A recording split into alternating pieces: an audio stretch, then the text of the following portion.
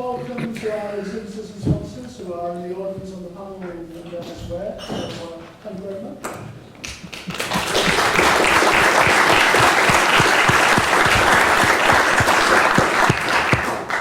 I think the panel discussion, certainly last year we had one on purchasing, thanks to people on that panel.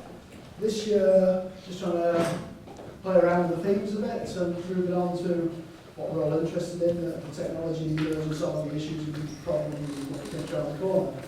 So that's kind of the loose theme. There is a panel, I will bring it up to the floor and I will shout out to some other suppliers, integrators, developers, wherever you are as well, if you want any thoughts, chip in there, so please carry on. I'd like to thank the members of the panel and perhaps they could introduce themselves, starting with Rob from the centre. Okay, I'm Rob Hyde, I'm from the University of Bath and I'm the service manager for EV. Daniel Burgert, Aberystwyth University, first time ever on a panel. Peter Sutton, Managing Director of Pure Audio Visual. Devinder Rai from Pacific Computers, Strategic Account Manager, mainly looking after the education sector. Mike Shaw, Kramer Electronics, Northern Business Manager. And for those who don't know, Mike was formerly in the past life a Scones member from Manchester Metropolitan. Yeah. Okay, the panel haven't been given any questions in advance. That's because I didn't have the questions in advance. I only got the 10 minutes here, to be honest, because we lost the first batch. But perhaps for those who put some questions in, there was kind of the same question being asked in different ways, so forgive me if it's not asked in exactly the same way as you wrote it down. If you think it wasn't, you can chip in as well at some point. I thought I'd start with an easy one, really, for the panel to get going. We were, many of us, at the ISE show in Amsterdam, which is a major show showing new technology and that sort of thing. Some of the feedback we had this year was, great show, blah, blah, blah, but there was no new big thing that was grabbing us. We'd been there in the past and it was 4K 3 years ago, interactive, it was 3D before that. So we didn't see, I don't think, any new big thing that comes along. So just wondering what you think, panel, will be the next big talking point of interest to us. And if you're not supplier, integrator, developer, Daniel, as a user of the service, what you would like to see as the next thing. So if I start from the other end of the table, perhaps it'd be easier to start from Mike. Please forgive me, panel, if I'm going to the wrong people first, but I'll try and be fair if I go to first and spread it around. Well, if you've ever been to any of Dr. Kramer's talks, the company Kramer Electronics, pretty much we don't invent the next new big things really. We sort of, people invent things, they come up with 4K, 8K, and then everybody has a big problem about how they integrate those or use those products. And out of that, we produce a raft of products that are solutions to making life a bit easier for you guys to integrate, including the integrators and end users. You say there was nothing new and big at ISE. For us as a manufacturer, our biggest thing was the new collaboration type products that were available, which was a big thing. Okay, we're going to come on to that. Yeah. I was hoping you'd say that, though. That's what I said. Yeah. So collaboration seems to be the big thing for everybody at the moment, and wireless connectivity to displays. Increased sort of resolutions, and we've talked about 4K, Dr. Kramer talked about 8K, 16K. Yeah, well, I'm preempting you. All these things that are happening, and as part of that, it's a challenge for a manufacturer of audio-visual sort of switching and distribution to come up with equipment that can cope with those bandwidths and enable good quality images and transmission of digital information over distance. Okay. And that's what we're doing at the moment. Well, I think as we're going to move on to the whole collaboration side of things, I'll skip that part, but I think with working with education, we tend to find that education always asks for something that's quick and easy and high quality to go in, and that's quite simple and can easily be scaled into an existing installation, whether it's HD streaming, wireless, and just sending information over a single cable has been one of the easiest and the most effective installation bits of kit that we've actually been putting into now. It saved time, busy summers, and trying to get past many rooms, many upgrades quick as possible is probably one of the key things. So I think wireless and HD and high quality is probably one of the best things. Thanks, Dan. I'm glad you waited that. I'm going to steer this the way that Yeah, I mean, collaboration is one of the key things. It's not just about bring your own device, but it's actually about how those spaces work. I think one of the biggest step changes we're going to see is how you educate the educators. You know, we're talking about new technology, but ultimately that technology is there for those educators to present and communicate a message through.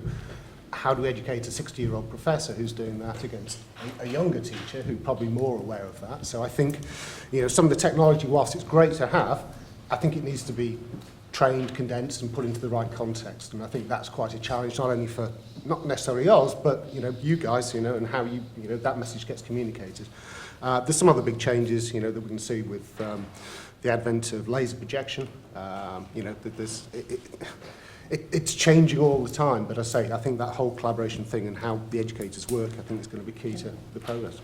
Right, it's not coming up later on, so can I ask you a quick question? How long before we don't see lamps and our projectors anymore, do you think? Well, it's a good question. I mean, you know, many of the manufacturers out there are touting, you know, that laser projection is coming. Some people have it already.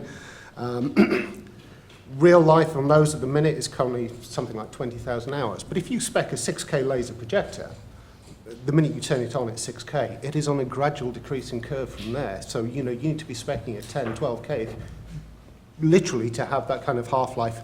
You know, you've still got that. It's like having a bulb. It's good, it's new technology. Is it really there? I'm not convinced it is at the minute. So I think we will see that over the next few years then. Tell me what would you like to see as a user? Okay, so I'm gonna put my researcher hat on for a second because I'm running a international online seminar series at the moment with thousands of people joining from all over the world, and I think there's a lot of energy. I mean, that kind of converges with the ideas of collaboration in teaching as well. And one thing that we are certainly lacking in these seminars, which is also that I would lack if I were to do MOOCs, which I don't, would be something that replaces eye contact. I know that's a bit in the future still, but I want to be able to stare at someone watching me online and say, look, I'm talking to you, wake up please. And I think that if technology came to that point where I could actually select users and kind of give them the stare, or I could see that someone gets sleepy or so, that would be a big thing for me. Well, from our side, really. To be fair, I think there are a few things that are coming that we need to get a handle on, and one of them is highlighted by Daniel today, which is to capture technical writing of some description. And whether or not Daniel's method is the right way of doing it, I don't know, but obviously it works in that situation. So I think technical writing capture is quite important. I think fit and forget is quite important as well, so I think being able to put something in that will free up time to give everyone else something else to do. I think activity is one of the things that we're going to have to be increasingly justifying. And I think that will be a hard one to do. And to simplify the interface for the users. Just looking at the floor, any of you, perhaps from our sponsors first, anything you think, hang on, we missed out, you know, this is a big thing that's coming in banners on the head, or have we captured it there? No? Okay. To fire back at some of our sponsors, anybody like to see that hasn't been mentioned, still on the course? Yes, good, thank you. I think picking up on the collaboration thing, a lot of this stuff is still too clunky. I've got to understand about like, you know, airplane mirroring type things, and it's no one individual or member supplier or the network people or IT people or whatever. It's just the current state of play. A lot of these things are clunky, they don't work reliably, and I think that's a big challenge for the sector as a whole. If you're going to expect our academics to be using this stuff and using almost like not just fit and forget, but actually just integrate it into your teaching activities and forget, then I think it just needs to perhaps mature a bit more, the whole integration and reliability working of it. Well, to add to that, Kerr, I think how we implement our infrastructure in a university doesn't help either. So we've got to look at what we do and how we make it work. All right, things like Bonjour don't help. If you're trying to do a broadcasting the complete amount of traffic from Apple devices around your network doesn't help at all. So a method of doing that, so some degree of working with Apple to try and get it so that it's point to point rather than broadcast would help. So there are extra things that we could do along those lines. Right. The topics, obviously, no surprises, I don't think. So, we've got some more detailed questions that have gone into the box on this thing. But we'll carry on with a fairly easy thing, gentlemen. We won't get too difficult for you yet. But one of the questions is, again, we saw it at ISE, we've been seeing on the exhibition floor today, is 4K. Fun HD. It's great, it's wonderful, it's very pretty. Who's doing it? Why are we doing it? And will we be doing it, or will we just be waiting for the next thing? Is it just design redundancy to get us to buy more boxes? That'd be my question. I think you're probably right. I'll jump to the middle. I'll jump to the middle stand on it. Yeah, I think you're probably right. I mean, everything has to change and we have to evolve, and increasing resolutions are going to become more important. And it's not so much for the small display, the LFD on the wall or something like that, but if you've got a lecture theatre with a big screen and you can display in 4K, the way that information comes through and is visually seen is far better than we have at the minute. So it is a natural progression, and I think we have to go back. But to say in a small meeting, collaborative room, I'm not so sure you need it. Number one, the content's not there anyhow. So, it's going to change. Yeah, following on from that, I think where we've been asked or requested for that kind of resolution would be video walls, larger displays, where quality is a necessity. I can't see it being in a classroom in education, but I can see it outside being a feature in a predominant new building, something eye-catching, and where detail is requirement. And I think that's probably the best area, and lecture theatres would be ideal. But again, if the content's there and it's easily accessed by education clients and lecturers, I think then it'll be more easier. But I think it's one of those, I wouldn't say it's one of those 3D fads that have come in, everyone jumped on the bandwagon for 3D screens. It's not being utilised at all. So I don't see it going that way, but if the content's there, I think it could be very useful. And the point I was making in the exhibition floor today, and I'm looking at the audience now, is how many of you have got, and probably but where you've got production type courses where the students are actually going out and filming at this resolution, so they want to showcase it at the highest possible quality. Is that the kind of situation that's really happening now? I think Yeah, there seems to be a mixed opinion on that. I think it depends what level of course you're doing. Like a little bit in New York, they've got a course where they're doing like 4, 6, 10 or whatever it is. Right, John Carraway, you sell cinema projectors, and you were mentioning that somebody was doing this showcasing. We're seeing it for medical. You can calibrate colours, which so you can get DICOM simulation. You can't do a diagnosis from it, but you can review medical. So we're seeing some movement in the medical sector within education. It's not big, but it's niche. I think that's the point, it's niche. I think so. In an application that I've actually seen being used at a university down the south is a School of Architecture, where they're using vector drawings to such detail, and I think 4K would work perfectly for them in that kind of environment. But again, it's one department out of many within the university, but they're using it very well. Okay. Yeah, I think I do understand what John was saying there. I mean, 4K from conventional has a large full television course. 4K, if we're using monitors in that respect, you've got to be able to calibrate those monitors so they're accurate. There isn't any 4K content there at the moment, so so I can't see anyone using 4K monitors in a lecture theatre because you're going to need to buy huge screens to do that. And I think the price of those screens is still quite out of the league of many universities. I'll put the front row down, Tessa. We're starting to see the Royal College of Physicians, some of the pharmaceutical companies that use our facilities asking for us to provide them with some kind of replaying their content. But they are specialists, they're creating their own specialist Exactly, I content think they have the content. for a very, very specialist audience.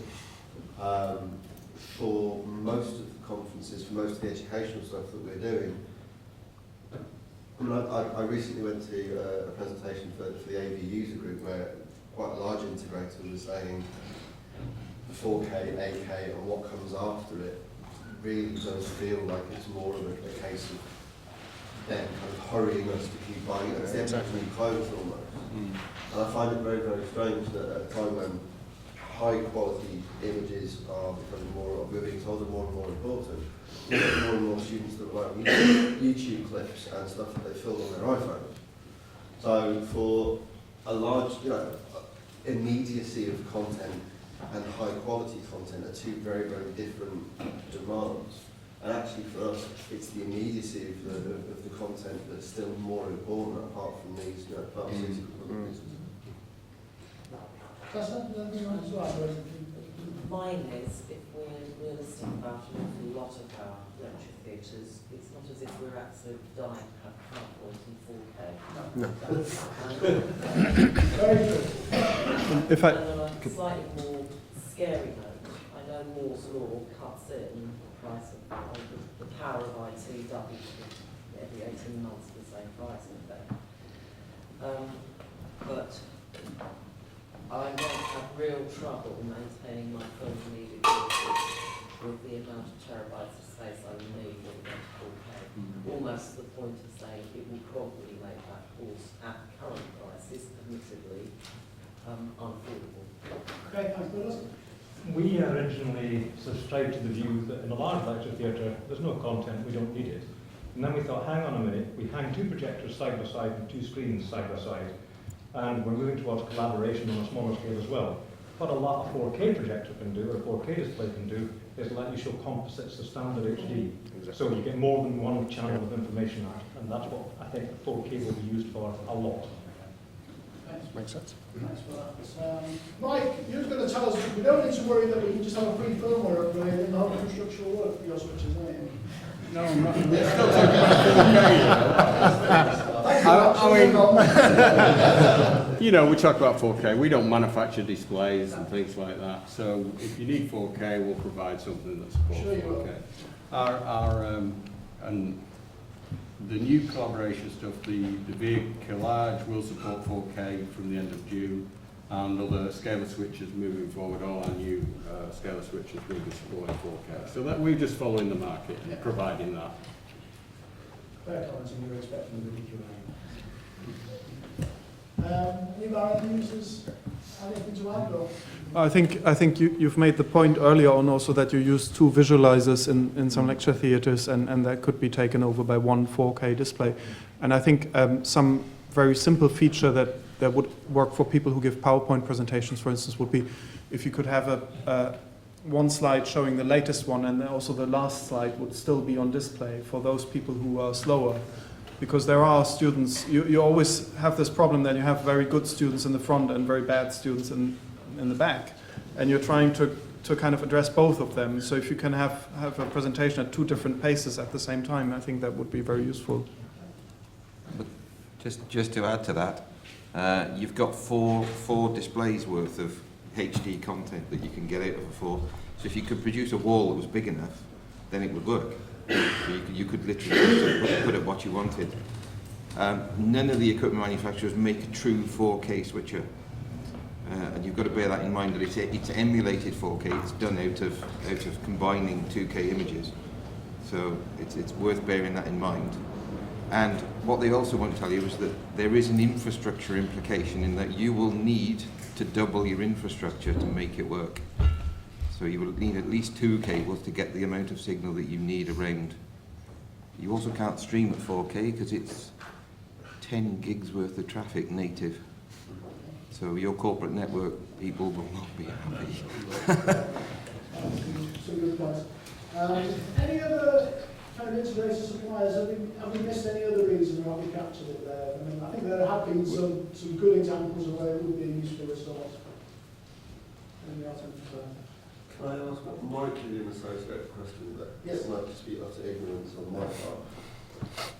I recently heard a little bit about HDMI2 and the fact that there's lots more kind of going on in terms of the handshake and permissions in terms of content and stuff like that. Is that so that if you're not playing licensed content, it won't play on the Ben, phone? it's HDCP, not HDMI. Thank you very much. I'd probably have to ask an equipment manufacturer that, to be fair. That's an honest question. Yeah. To answer that, I mean, we could spend an awful long time, you know, everybody has had gripes about getting high definition signals over long distances. It is a regular feature of all our mailing groups.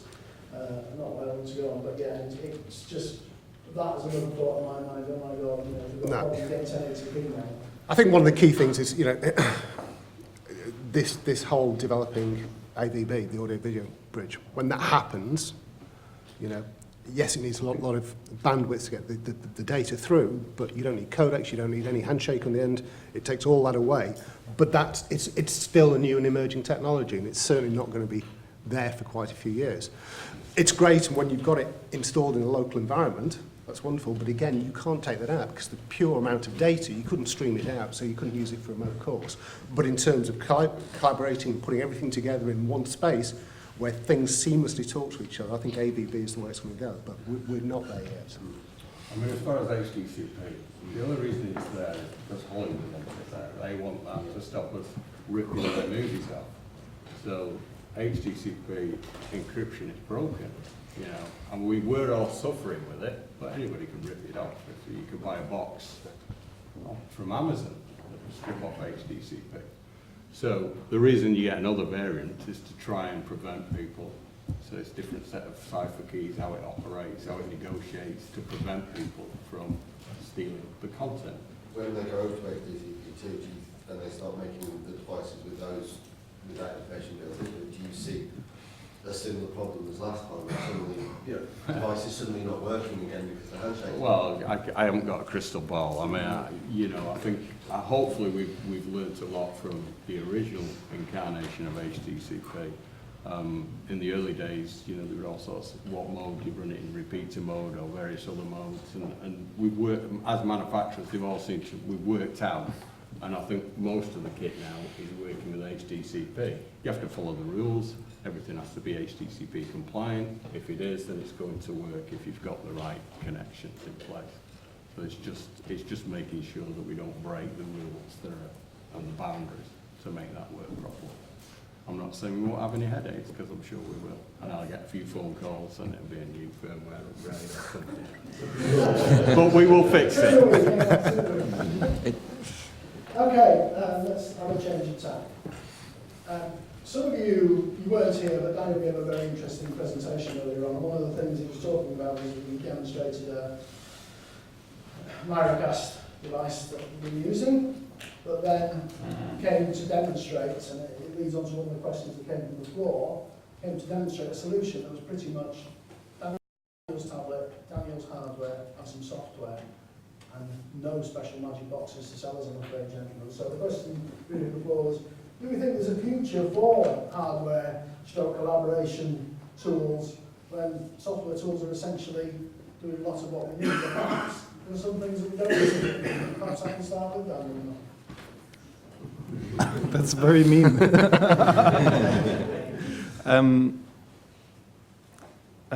Well, I mean, I certainly don't use these boxes anymore. I've tried a few, and it. Sorry, I don't really know how to answer that question.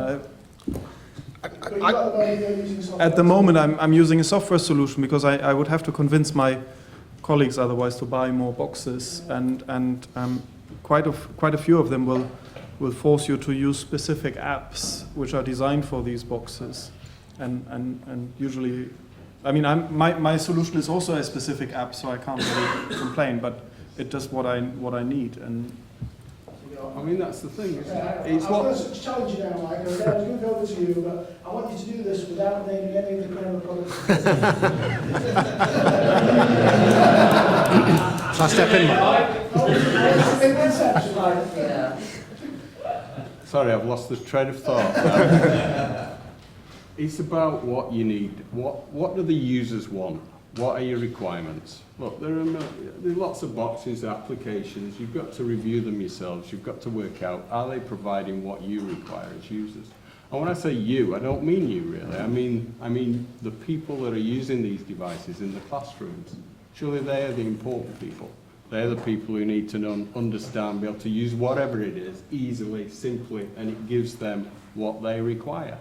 It's all right for us to all sit around here and say, hey, this box does this, that, and the other. There you go, there's your kit. And they go in and bang their head against the wall because it doesn't do what they want it to do. Just as you have your requirement and you've worked out a way of doing it. So our boxes have lots of facilities in them. I demonstrate our boxes many times, and sometimes I get... Yeah, but the point is that I'm asked, can it have less features? In other words, people are saying, you do all this, but actually we only want it to do this, and it does that very well, but can you turn all this off? So we have, you know, you've got to think, how does the user want to use it? And can you offer a flexible solution that offers the things that a particular user and environment needs? It's about conformity and consistency and ease of use in a university establishment. Whatever works for you is fine, but you say you go into the next lecture theatre and the guy in there is delivering a different programme, and does he understand how your system works? No. But if you can come in and push a button and theoretically things talk, although they don't always, that makes things a lot simpler for everybody. So I guess that's your challenge then, you know, heading up and providing technology for these educators, is to give them a simplistic, easy to use, simple platform that everybody understands. I mean, my problem with Boxworld is that I mean, it's a black box, right? You don't know how they work, and if they don't do what you want, you end up. We ended up plugging a chain of boxes. Like one would converge HDMI to USB, the other one Miracast to HDMI, and so on. And every time you lose a bit of signal, actually, the resolution becomes more blurry. And so, at the end of the day, these boxes are, you know, basically Raspberry Pis with some software on it. So why don't I just buy a Raspberry Pi and engineer the software suitable to the Raspberry Pi? And why don't the companies to supply these boxes instead, you know, open up their codes and sell the codes and the software, and then I can actually change things as they are and put them together on the software level. Because essentially we've got all the power in our pockets nowadays that these boxes supply. I mean, sorry, excuse my ignorance, because there might be some boxes that actually have hardware acceleration and so on that Raspberry Pis do not supply. I'm not an expert on that. Okay, Don. I mean, just one thing is for the manufacturer. How the manufacturers found out what the end users want? They're making the boxes. So what's developed? I suspect that they rely on sessions like this and us whinging about things. I would actually ask them to actually spoken to the users and really got down to what they want. And in fact, do they actually want it at all? That's the application. Simon? Paul, I think this kind of reinforces the message that probably a lot of us have been talking about earlier. It's not actually about the technology, it's about the learning, teaching and pedagogy. And Daniel gave us a great example of what he's been doing, but you've obviously got higher skills than the average academic with regards to computing. So you can link things together and converge and mirror. What we have to do is find solutions that most normal stakeholders can do. I think sometimes keeping it really simple is the answer. But Daniel's solution is simple. But it is really, obviously, Daniel can obviously program that Raspberry Pi. Yeah, but I think also that the key is, sorry to the manufacturers and the other resellers, but the difference is that Daniel's doing it from an end user point, and the driver behind the other guys is they want to sell a kit, and you can't get away from that thing. I think at the end of the day, they're not going to be producing things, they're not going to make a profit. No, I think to be fair, they're making the kit because we told them we want the kids. So. Oh yeah, but they're still going to be, you know. But yeah, but I think part of the difference also is, in the examples that you showed, it was quite a niche thing to do one thing. It was to capture writing and get it up there, which is exactly what you want to do, and we know that lots of people want to do that. But when it comes to the generic room with the generic stuff in it that has to meet everybody's needs, and no, I went to do PowerPoint and I wanted to share a website from my tablet at the back of the room and everything else, then that adds different levels of things, which is why we then get boxes, which is why we then get boxes with 20 different applications on them. And then trying to get the one-page A4 user guide stuck to the desk. Even so everybody just goes, oh no, okay, I'm just writing the whiteboard. So I mean, I think there are a whole raft of different things. Okay, go back to the panel, Rob. Well, it's quite interesting that every single manufacturer will bring out their own slightly different variant of that because they want you to buy into their product. So you are kind of caught in catch-22. You tell them what they want, but you end up with 17 variants of the same thing. And not all of them will work for exactly what you want to do. So you've got to be careful with it. Okay, thanks. Yes. Over the last 12 months, we've looked at various black boxes that are all kind of muchness. I think we've demonstrated them all to our educationalists. We've given most of the manufacturers quite a hard time in terms of the functionality of the tool that didn't work.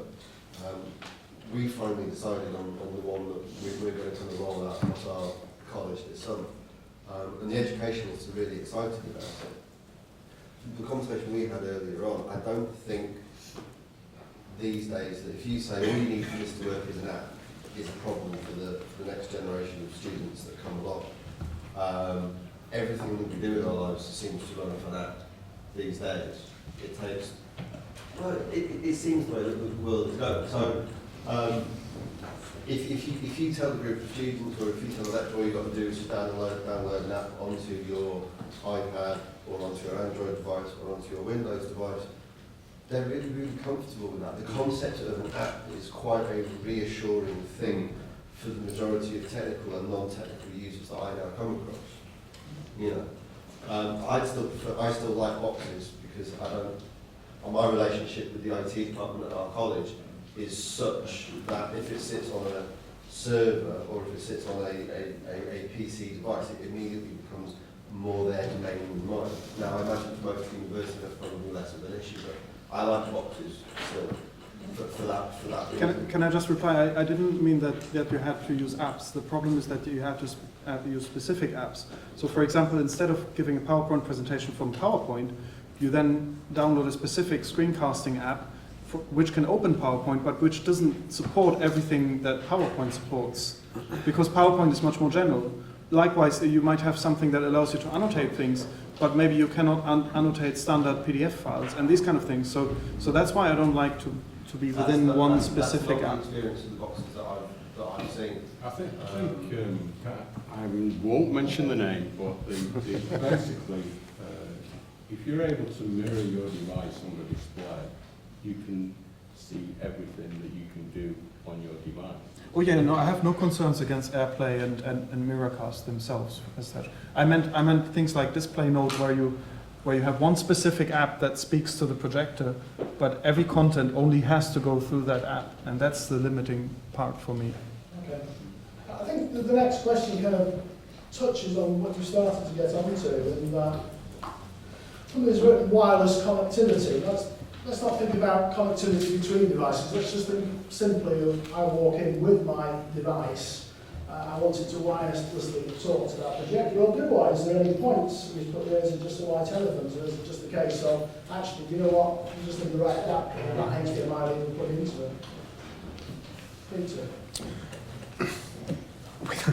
it. Technology keeps driving, I think, bad behaviour. You know,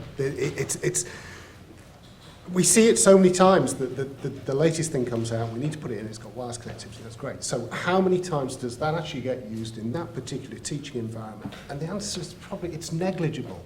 You know, generally, if it's not set up to be a collaborative room and people are going to, again, the educator needs to work in a collaborative way with those people, but if it's just for people, they've got the ability to connect to that. My experience is that 95% of the time, it never gets used. It's a white elephant. So I don't think it's there unless you turn it into a collaborative room, you know? Yeah, following on from that, I think the training portion of it is a necessity. Seeing these kind of products in the market, throwing them into a room, but then not showing the users how to use them is one of the problems. A lot of lecturers that I've met up with are stuck in their ways. They don't want to be told that 20 years of teaching now has to be changed and you've got to now teach students a different way.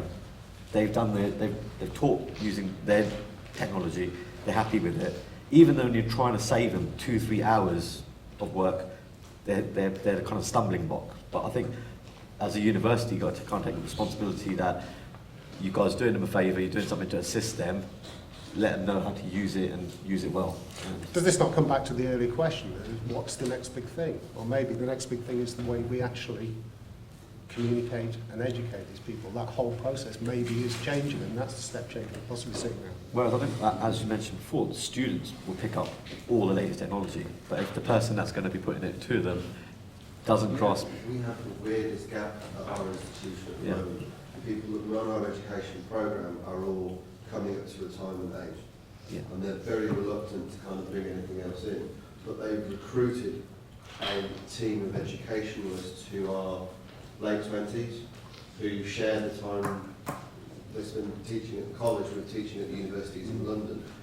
And they just can't believe that this stuff is not available. So, do you go with what management want, or do you go with what the educationalists want? We're trying at the moment to go with what the educationalists want, and politely just saying to the... All right. Nigel? Yeah, I think you're right, Peter. I agree with your sentiments. The difficulty we all have is we can put on courses, classes and what have you, but the people that we're trying to get to these people have got to want to come. Exactly. And unless it's mandated that they come, they won't. And I put on numerous events for dealing with things from classroom technology to video conferencing, you know, and Daniel has done things similarly with the demonstration you saw today. You've got to get them there, and it's got to be a strategic decision from the executive. Otherwise, it ain't gonna happen. But what's in it for the educators? Does this technology make what they're doing become simpler? Does it help them train and educate those students? Because that's what they're there for. You know, so the technology has to work hand in hand with what the educators want to do. And I think that's the... It does, and I think, but many of the tools do. It does make the experience better for the student, but a lot of them don't know that because they're not going to try it in the first place. And if you've got your head in a bucket of sand, you can't get up and see what's out there. And I'm quite happy for somebody to look at something like the demo that we saw today, Dan, and say, you know what, that's not going to suit me, and that's fine. But take a look at it. Find out how easy it is to use. See if you can integrate it into your lesson plan. But unless you're willing to try, it's not going to happen. No, and that's a really big challenge for most of the people in here today. Yeah, I think from an integrator's perspective, I've been into rooms that we've installed, with the most fanciest visualizer, and you walk in a year later and there's still an OHP in the room. Yeah. It's one of those things where it's a stumbling block, and if they don't want to change, I think you guys have a very difficult job in terms of, because we don't come in and sell to the lecturers. We come in and promote and put something together for you guys, and you guys then kind of mirror it down out into the actual establishment. So if we could come in front of the lecturers, I think we could probably try, obviously with assistance of manufacturers as well. But again, it's a difficult situation. I don't know if Rob can shed any light on how you might find it easier to... It's quite interesting, but we are only the providers of tools to be able to do a job. As you pointed out, Nigel, it's the horse and water situation, isn't it? You can't make them. You've got to show that there is an ability for them to do something if they choose to do it, but it is in the end their choice to pick what they think is suitable for their teaching. You can then provide them the tools to be able to do that. So it is a difficult one in that sense. Well, but you're talking about options and choices. You are all the way through. Yeah. I think the question was about wireless connectivity with it. Yeah. So I don't know what you mean by that. Do you mean I want to get from this laptop to that display wirelessly without finding a cable? Well, there might be a reason for doing that. And the choice is... I think the question was, there usually is a cable in the room. If we go back to the days when we weren't very good looking after our Mac users because their connector was changing every 10 minutes, but actually people who used the Mac learned that what they needed was this little DJ dongle and they just diligently bring it along. But they used to sometimes phone me up and say, where's the dongle? I don't know, where's your dongle? You know, but if they can do that, why are we trying to get too clever for this sort of one-off? You know, I think it's about choices. Some rooms you want hardwired, some rooms, because of the physical properties of the room, you might want wireless connectivity or whatever it is. So there are options, and everybody has the choices. If you can choose the option, look at the options and make your selection based on your environment and the needs of the users. Yeah, I was just going to actually speak out in the defence of academics. In a lot of universities, particularly research-intensive ones, you don't get many prizes for teaching, unfortunately. And so it's not just a case of like using a different technology, it's actually about rethinking your learning and teaching activities. So it's thinking about the methodology and what changes you have to make when you're adapting some of this technology. It's not just always a straightforward thing of going, I'll use this bit of technology, I'll use that bit. It's actually rethinking your whole life kind of plan. Also, academics are more and more bogged down by bureaucracy and the administration and a whole load of other things. So I think if we are actually there to support them, we've got to be cognizant of that, and we've got to talk with them, say with National to actually talk through what's the educational challenge and how will we actually approach it. And I think that's something we've got to be very aware of. What actually is it that they need and they're going to do? It's not always they're just Can I- Excuse me for now, there's a few hands going up and then we're in 30 seconds, please. Many academics are like Daniel and know what is possible to do. Many are not. Our job, I think, is to introduce our academic colleagues to the art of the possible and say, have you ever tried doing something like this? Okay, thank you. 10 seconds, 30 seconds.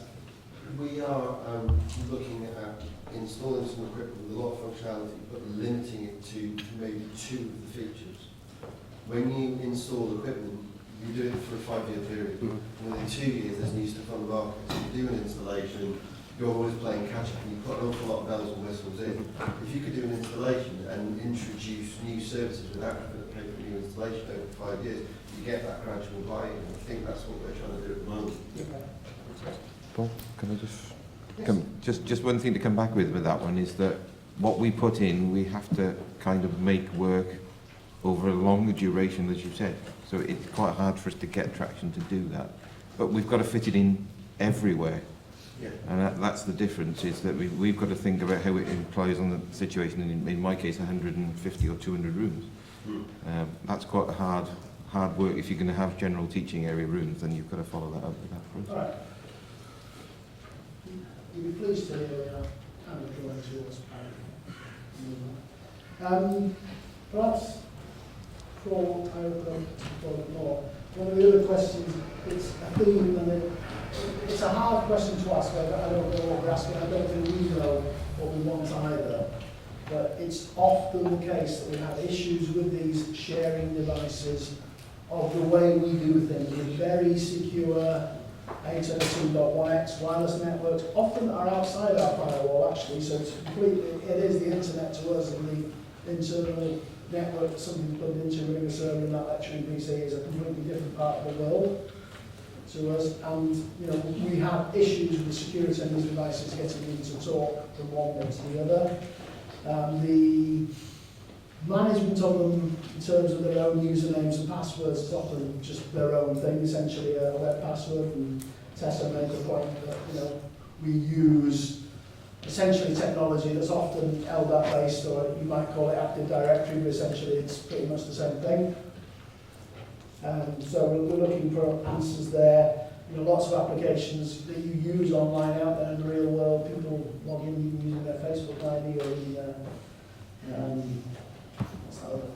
Twitter, to go on there. But I think people are asking this question, well, how do we make it all go? And it's quite an unfair question, because you often throw it back at us and you go, well, you need to do this network, but then what we want are actually products that are capable of talking across subnets, that actually don't use 1,000,001 ports to be open, that just just need one or two that can be quite simple. I mentioned an example earlier on 2 ports, sounding quite good. I've seen some of the products out there, the commercial products. Oh yeah, look in the book, and it's, it's port X to Y, and then that box you might be moving from one room to the other. It's a bit of a nightmare. But just wondering what you think the issues of security and how you're going to get around them, if at all possible, are. Mike, is that? Oh, thanks. Yeah. You knew that question was coming at some point. Well, it's hard to talk about this without talking about specific products, isn't it? Do you have any? Well, go on then, boss. You're talking Active Directory, so a couple of products support Active Directory, so that's not easy. It's got 1024-bit encryption on it.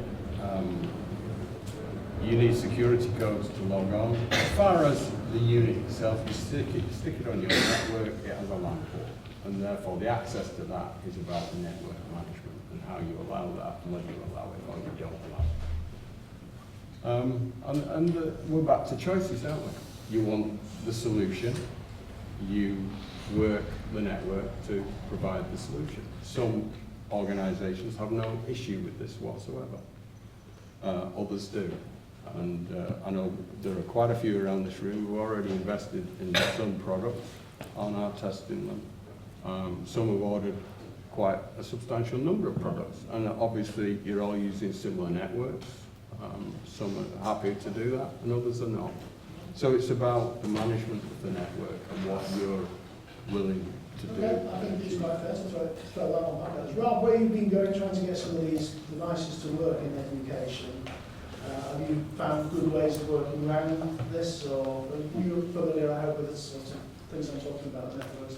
Well, yeah, again, it's always an issue with AV guys and the IT guys, as I like to just keep it blunt and to say, in a lot of cases they don't get on, and it's always an issue of integration. So I think the way we've kind of done it in some of the universities is send out a trial product. There's so many on the market. Send out a trial product, use it and abuse it, get it tested in all the environments that you potentially could look to fit it in, whether it's just a simple conference room, seminar room, or a collaboration space. So I think testing it all out, getting all the hiccups, in most cases, the manufacturers don't actually know all the hiccups until it's actually in that environment and you guys are using it. So that'll be probably one of the first things that I'd say. There is quite a few that we've put in. One of the examples I would say would be a corporate environment where we've got it put in, and the hiccups that they've encountered are admin rights when it comes to certain software downloads that they need before they can utilize the actual units themselves. So that is one of the hiccups.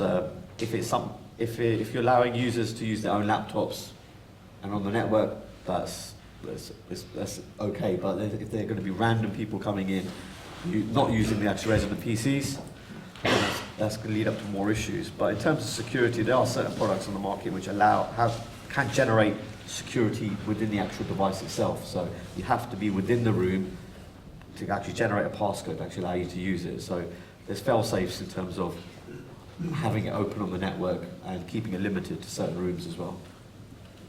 Okay. Peter, you got anything to add? Or? We just screw things together. And we blame you and the networks when they're doing it. And the thing is, in terms of collaborative products, I mean, if you take something like a barcode click share, it's a box, you plug a dongle in, it works, but it wouldn't work in the education, or not particularly well in the educational sector, because the dongles go missing, and therefore we're stuck in that same whole thing that we're trying to log on. But, and this generates a huge amount of network traffic. Again, you're saying, what about security? Well, what is it that people need to see? Are they there to pull content in from outside, from the internet in that particular learning environment, or are they just displaying what's on that? And I don't think, unless that's isolated in terms of you are going to operate in this kind of way, that you can actually begin to bridge some of this. And this is why the IT and the AV guys are fighting so much, because they're talking across different networks. I think in terms of requirement as well, there's two flavors of the actual devices. You're going to get screen sharing or collaboration. What do you actually need in that room? Do you actually just need a screen share? That's one product line, or do you actually want to collaborate? Sometimes you think you want to get the collaboration bit, but only ever use it for screen sharing. What's the point? Can I add that from my point of view, I think network security is overrated in higher education. I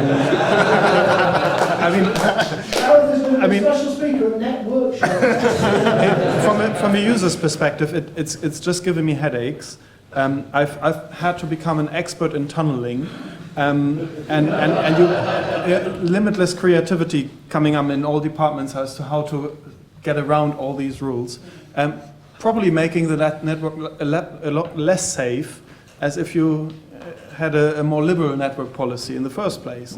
And I think that my fingers in my ear. Right. And I think that the main weakness of network are actually the students and the users, because we get all these phishing things now, and if they come with a small program that creates a tunnel, then bang, all the network security is gone anyway. I mean, I think what is much more important is getting some kind of practice amongst users to have secure passwords and Well, I, from experience, know that your password regimes numbers who don't have insurance with your passwords. To the point of paying insurance.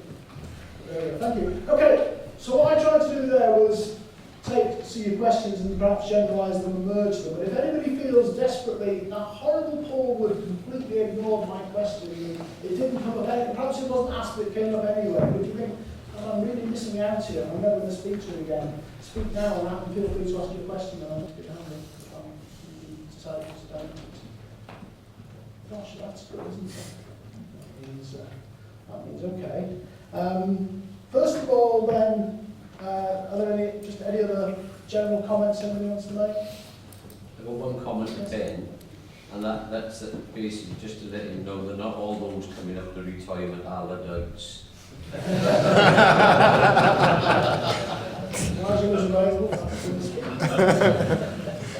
Okay, thank you for that. And thanks to the panel and thanks to everybody who's come along and joined it. I hope you found it a useful and informative discussion. Can I have your appreciation to members of the panel and to everybody who's contributed?